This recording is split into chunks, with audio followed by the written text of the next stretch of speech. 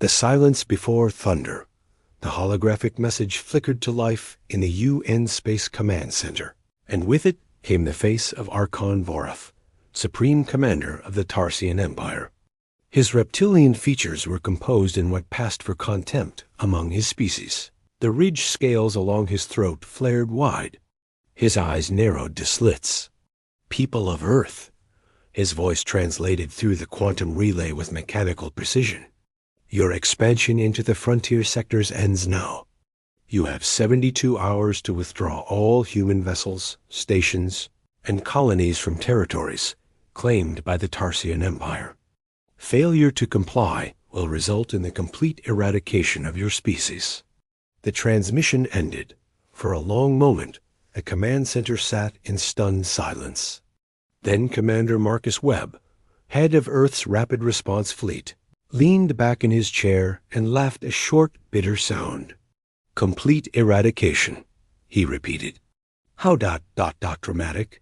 "Sir, this is serious," Admiral Okonkwo began, but Webb cut her off with a wave. "Oh, I know it's serious, Admiral. The Tarsians have 300 warships massed at the Kepler Junction. They've got momentum from conquering 6 other species in the past decade. They think we're just another primitive civilization ripe for subjugation."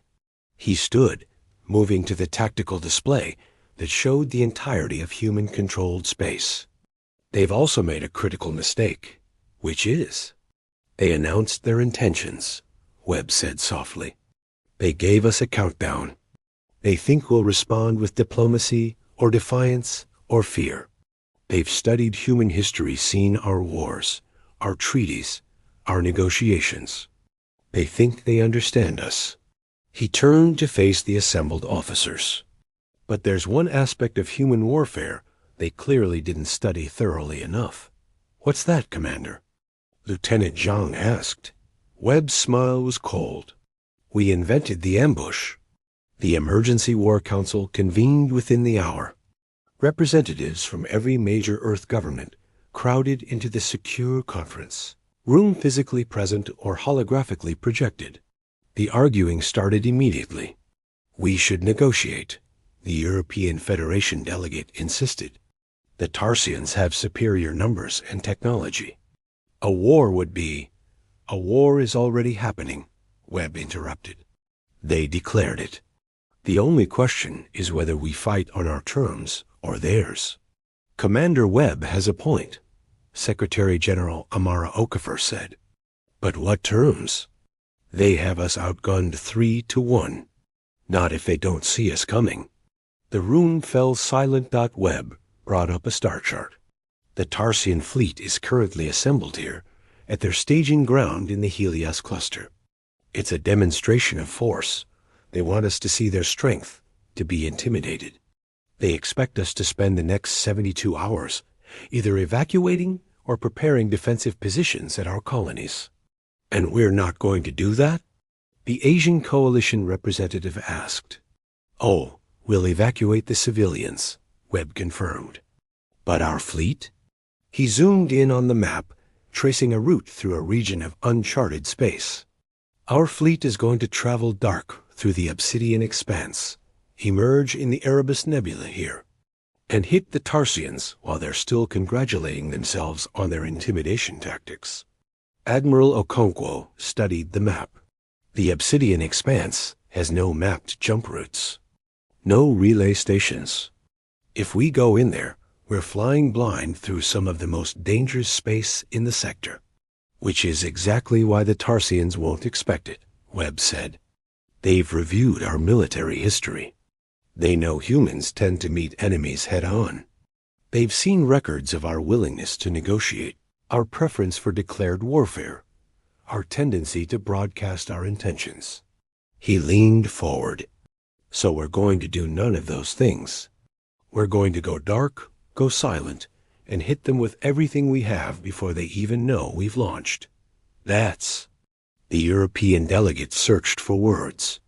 "That's a violation of every convention of modern warfare. No declaration, no warning, no opportunity for parley. They gave us 72 hours before they planned to eradicate our species. Webb replied flatly. "I think that exceeds any obligation to play fair." The vote was closer than Webb would have liked, but it passed. Earth would strike first. The assembly happened in the shadow of Neptune, far from any commercial routes or communications relays. 117 warships, representing the combined military forces of a unified Earth, gathered in absolute radio silence. Webb stood on the bridge of the Valkyrie, his flagship a new generation, dreadnought that combined human engineering with the few alien technologies Earth had been able to acquire through trade. Around him, the bridge crew worked in hushed efficiency, speaking in whispers, even though their communications were locked down tighter than a submarine in ancient ocean wars. Final count. So, Webb ordered quietly. Commander Sarah Reeves consulted her tablet. 117 capital ships confirmed. Additionally, 42 support vessels, 19 stealth reconnaissance craft, and 8 mobile ammunition platforms. Total personnel, 284,000.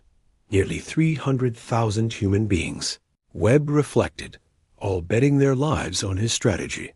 He felt the weight of it settle on his shoulders like gravity. Load the mission parameters into every ship's navigation computer. Isolated systems, no network connections until I give the word. Once we enter the obsidian expanse, we maintain complete communications blackout. No transmissions, no active scanning, no electromagnetic signature above background radiation. That's going to make coordination difficult. Sir, Reeves observed. That's going to make us invisible, Webb corrected. The Tarsians have sensor networks throughout this entire sector. If we go in broadcasting, they'll see us coming. But if we drift through like ghosts, he pulled up the tactical display. Navigation will be entirely visual and gravitational. Our pilots will earn their pay on this run. What if we lose ships in the expanse? If someone's drive fails, or they hit an anomaly? Then they're on their own, Webb said quietly. We can't stop, can't break silence, can't risk the entire fleet for individual casualties. Everyone volunteered, knowing the risks. It was the hardest order he'd ever given. But war wasn't about comfort, it was about winning.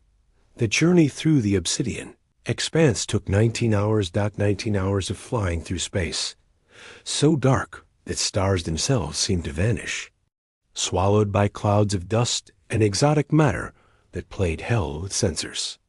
The fleet moved like a school of fish, each ship maintaining visual contact with its neighbors.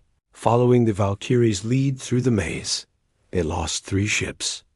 The destroyer Indomitable hit a rogue gravitational anomaly and was crushed before it could correct. The frigate Steadfast suffered a catastrophic reactor failure. Webb watched its drive signature flare and die, a silent star winking out in his display. They never knew what happened to the stealth corvette Shadow. It simply vanished between one moment and the next. 3 ships. 800 lives. Webb added them to the ledger in his mind, alongside the millions who would die if the Tarsians succeeded in their invasion. When they finally emerged into the Erebus Nebula, the tactical display lit up with data from passive sensors. And there, exactly where intelligence had predicted, sat the Tarsian fleet, 306 warships, arrayed in a perfect formation that showed off their strength. Their shields were down, a sign of confidence. Their weapons were powered, but not charged. They were parading, not preparing for battle. Analysis, Webb ordered, his voice barely above a whisper. Lieutenant Shun worked his console silently, and the data appeared on Webb's private screen. Sir, they're maintaining standard peacetime protocols. Rotating crew shifts. Several ships show docking ports open for resupply. Their command ship is broadcasting on open channel sounds, like Archon Vorith giving a speech to his fleet about the upcoming conquest. Webb felt something cold and hard settle in his chest. They have no idea we're here. No, sir. We're positioned in the densest part of the nebula. Their sensors can't penetrate this deep. and they're not actively looking anyway. For a moment, Marcus Webb considered the enormity of what he was about to do. In human history, surprise attacks carried a certain moral weight. Pearl Harbor, September 11th, the countless ambushes and betrayals that stained the pages of history books. But this wasn't Pearl Harbor. This was an enemy that had promised eradication, that had conquered 6 species, that understood only strength. Asterisk and strength, he decided, was exactly what they would receive. Battle stations, he ordered. Silent running protocols, passive targeting, only until I give the word. Every ship targets their pre-assigned enemy vessel. Synchronized strike in. He checked the countdown. 28 minutes. The order rippled through the fleet via tight beam laser unhackable. Undetectable, silent as death. Webb watched the timer count down, watched his ships maneuver into position with thrusters, so subtle they wouldn't register on enemy scans. The Tarsians continued their celebration, continued their speeches, continued to congratulate themselves on their inevitable victory. They had no idea the lightning was about to fall. Asterisk. At the 10-minute mark, Webb opened a fleet-wide channel still tight beam, still silent to outside listeners. This is Commander Webb to all ships. 2,800 years ago, a human general named Sun Tzu wrote that all warfare is based on deception. For the next 40 minutes, we're going to prove him right. The Tarsians expect us to be afraid, to run, to hide behind our defenses and beg for mercy. He paused, looking out at the enemy fleet sprawled before them in ignorant confidence. Instead, we're going to teach them why humanity doesn't start wars, but we sure as hell finish them. All ships, arm weapons. On my mark, we strike with everything we have. And we don't stop until the opposition ceases to be. The countdown reached 0. Mark, asterisk, when lightning falls. The first indication the Tarsians had that something was wrong came when the Valkyrie's primary railgun fired. The tungsten uranium penetrator crossed the distance at .98 C, entering the Tarsian command ship's exposed docking port and traversing through 17 decks before the vessel even registered the impact. The round exited through the main reactor containment. An Archon Vorath's flagship disintegrated in a bloom of nuclear fire. 116 other human ships fired in the same instant. The Erebus Nebula lit up like a newborn star as kinetic rounds. Missiles, laser batteries, and particle beams all found their targets simultaneously. Tarsian ship shields down, weapons unpowered. Crews relaxed and their supposed security died without firing a shot. 53 enemy vessels were destroyed in the first 8 seconds. Targets destroyed, Lieutenant Chun reported. His voice steady, despite the adrenaline Webb could hear underneath. Enemy fleet in disarray. They're attempting to raise shields, some succeeding, but coordination is fragmented. Second wave, execute, Webb ordered. The human fleet adjusted targeting with machine precision. Those Tarsian ships that had managed to raise shields found themselves facing a different problem. Focused fire. 3 or 4 human ships would concentrate on a single target, hammering at one point in the shields until they collapsed, then feeding missiles into the breach dot. It was brutally efficient. It was methodical.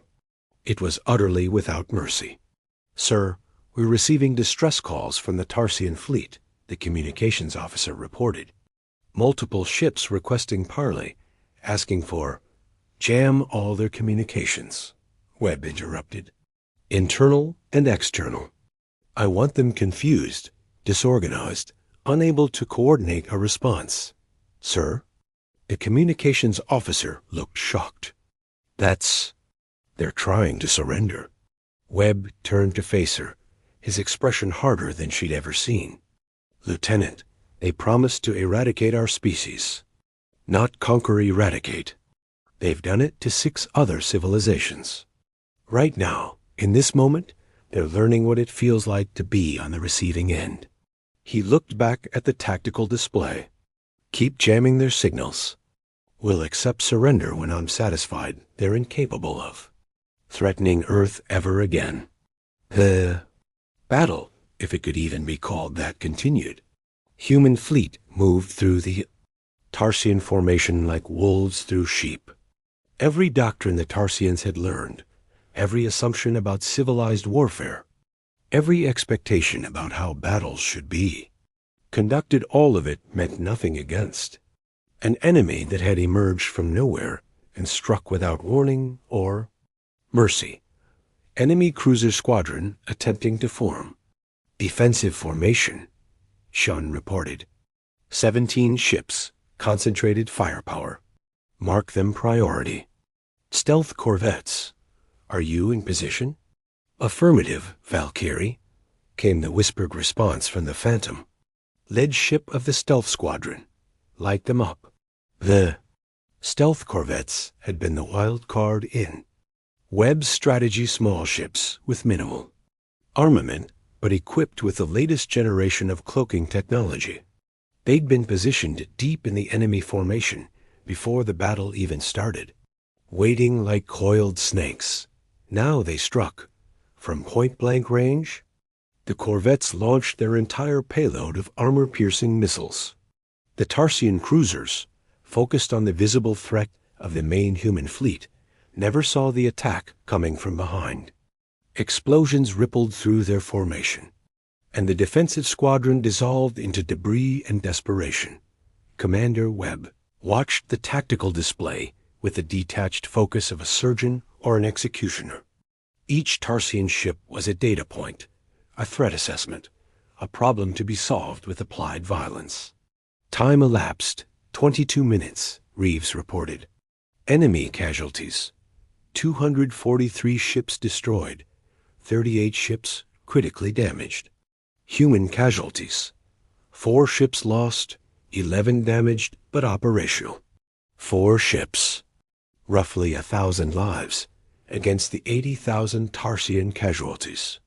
The mathematics of war were brutal, but Webb had long ago accepted that war itself was brutal. The only question was whether you won or lost. Commander, we're receiving a transmission, the communications officer said. It's General Crothis, second in command of the Tarsian fleet. He's requesting to speak with you directly. Webb considered refusing, but decided there was value in seeing the enemy's face. Put him through. Private channel. The hologram flickered to life, showing a Tarsian officer whose scales were ashen with shock. Human commander, Krathis began, his translator rendering the words with a tremor of desperation. Please, I beg you cease this attack. We surrender. We will withdraw from all frontier territories, pay reparations, sign any treaty you promise to eradicate my species, Webb interrupted quietly. You gave us 72 hours to abandon our homes or die. Why should I give you even 72 seconds? Because warfare has rules, conventions. You cannot simply attack without warning. Webb's voice was cold. Cannot simply destroy an enemy fleet while they're unprepared. General Krathis, let me educate you about human military history. We've been fighting wars for 10,000 years. We've had rules, yes, conventions, treaties. And do you know what we learned? The Tarsian officer didn't respond. We learned that rules only matter when both sides follow them. We learned that honor is a luxury afforded to those who aren't facing extinction.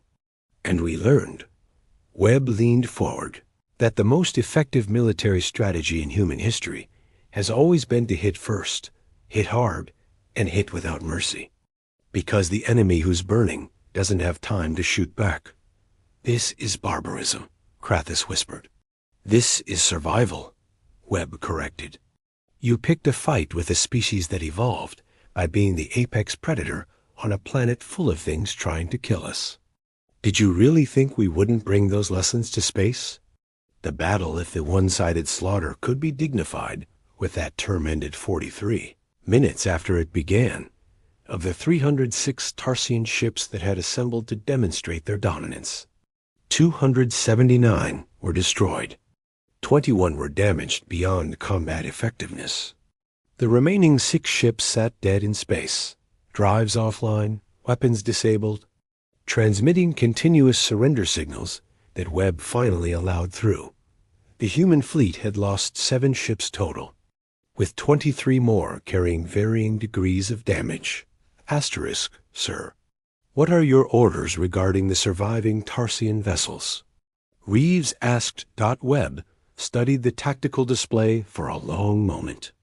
The revenge part of him, the part that remembered the arrogant ultimatum, the threat of eradication, wanted to finish it, wanted to leave no doubt, no survivors, no possibility of future threat. But the strategic part of him knew better. Open a channel to the Tarsian survivors. All frequencies, maximum broadcast range. I want this message heard across the sector. When the channel opened, Webb spoke clearly and without emotion. This is Commander Marcus Webb of the United Earthspace. Command to the remnants of the Tarsian invasion fleet. Your Archon declared war on humanity with promises of our eradication. In response, we have destroyed your fleet, eliminated your command structure, and proven decisively that Earth is not prey. He paused, letting that sink in. The 6 surviving ships will be permitted to return to Tarsian space to deliver this message. Humanity will not be threatened. We will not be intimidated, and we will not announce our intentions before we strike. You came to our frontier seeking conquest.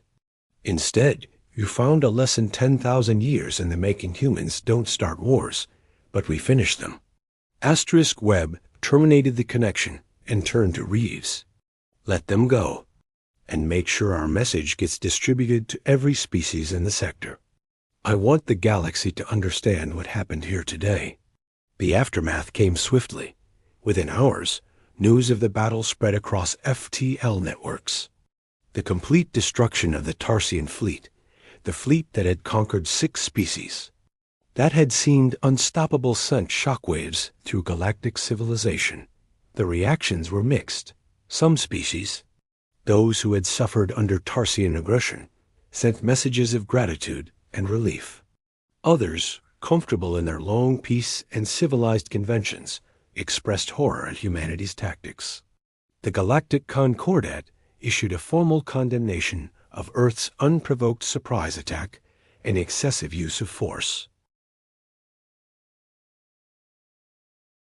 Webb read the condemnation while standing in the observation deck of the Valkyrie, looking out at the debris field that had once been an invasion fleet.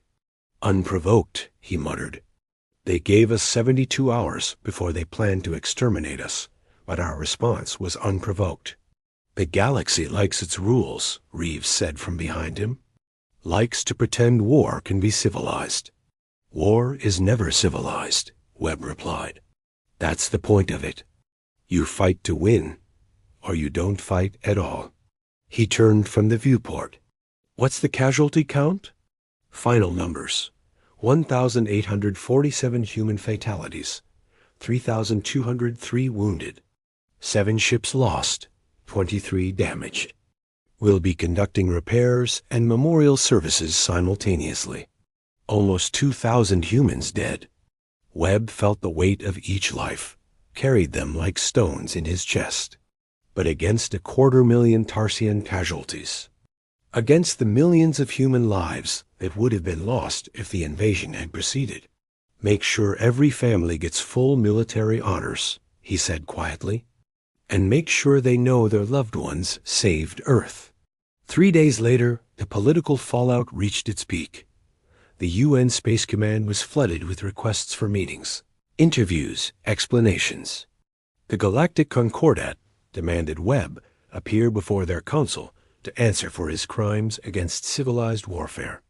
Several human politicians, sensing political opportunity, began calling for Webb's court-martial. Webb ignored all of it. Instead, He stood in the memorial hall of the Valkyrie, where the names of the fallen scrolled across a wall of light. 1,847 names. 1,847 people who had volunteered to defend Earth, who had flown into the darkness knowing they might not return. Commander. A young ensign approached hesitantly. Sir, there's a delegation from Earth arriving within the hour. They say they're here to relieve you of command, pending an investigation. Webb nodded slowly. He'd expected this. Politicians always got nervous when military commanders proved too effective, too willing to do what was necessary, rather than what was comfortable. Understood. Have my personal effects packed and ready for transfer. Sir? The ensign looked stricken. They can't just after what you did, you saved. I know what I did, Webb interrupted gently. I destroyed an enemy fleet with maximum prejudice and minimal warning. I ignored every convention of civilized warfare. I prioritized Earth's survival over galactic politics. He turned to face the young man. And I'd do it again in a heartbeat. But that doesn't mean there won't be consequences. The delegation arrived right on schedule. 3 admirals, 2 politicians, and a galactic Concordat observer. They gathered in the Valkyrie's conference room, their faces grave with the weight of official duty. Admiral Okonkwo spoke first. Commander Webb, you are hereby relieved of command, pending an official inquiry into your conduct during the engagement with Tarsian forces. The charges include unprovoked military aggression, violation of Concordat warfare protocols, excessive use of force, and saving Earth from extinction. Webb interrupted quietly. Don't forget that one. Commander, one of the politicians began, his tone condescending. We understand you believed you were acting in Earth's defense. But your methods, my methods won, Webb said flatly. The Tarsians promised to eradicate humanity in 72 hours. I destroyed their fleet in 43 minutes. The mathematics seem fairly straightforward. You attacked without warning. The Concordat observer interjected, his alien features twisted in indignation. You violated every principle of honorable combat. Webb stood, placing his hands on the conference table, and when he spoke his voice carried the cold certainty of absolute conviction. Let me tell you about honor, he said. Honor is a luxury. It's something you can afford when your survival isn't in question, when you have time for flourishes and formalities in polite warfare. The Tarsians had honor when they announced their intentions. They had honor when they gave us time to evacuate. And they would have had honor when they systematically exterminated every human in the galaxy. He looked each person in the eye, one by one. I don't have that luxury. I have 284,000 crew members who trusted me to bring them home alive. I have 8 billion humans on Earth who depend on my fleet for protection. I have a duty to win. And winning means using every advantage, every tactic, every ugly truth that 10,000 years of human warfare has taught us. Your duty, a politician said stiffly, is to follow the law. My duty, Webb corrected, is to keep humans alive. Everything else is secondary. The conference room fell silent. Finally, Admiral Okonkwo spoke again, and there was something in her voice that hadn't been there before. Respect, perhaps, or understanding. Commander Webb, you are relieved of command. Your court-martial will be convened on Earth in 30 days. Until then, you're confined to quarters. Webb nodded and stood to leave.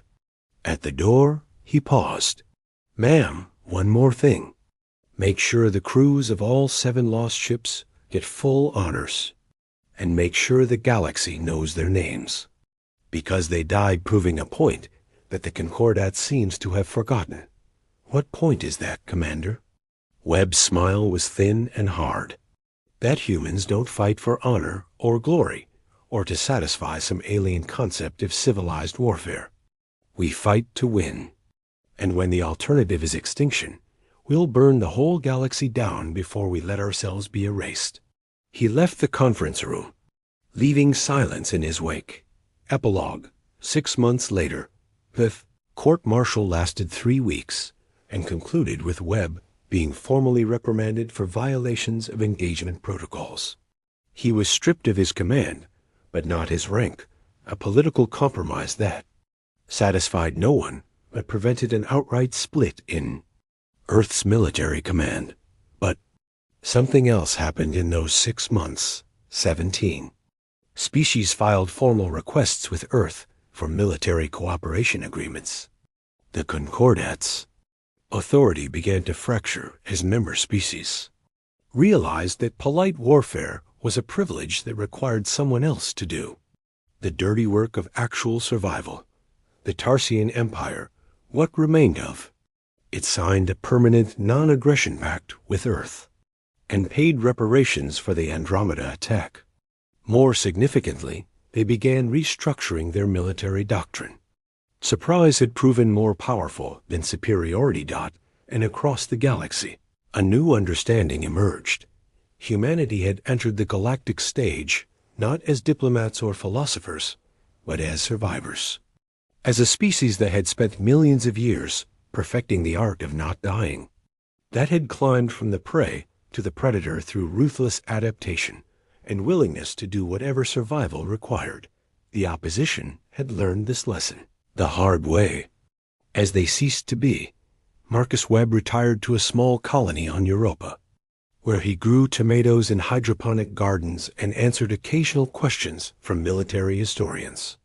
When they asked him if he regretted his tactics, his answer was always the same: I regret the necessity. I don't regret the result. And when they asked if humanity would ever embrace the Concordats' vision of civilized warfare, he would smile that thin, hard smile and say, ask me that question when there isn't a species out there that wants to eradicate us. Until then, we'll keep doing what humans do best, surviving, adapting, and reminding the galaxy that we didn't come in peace. We came to stay? End asterisk.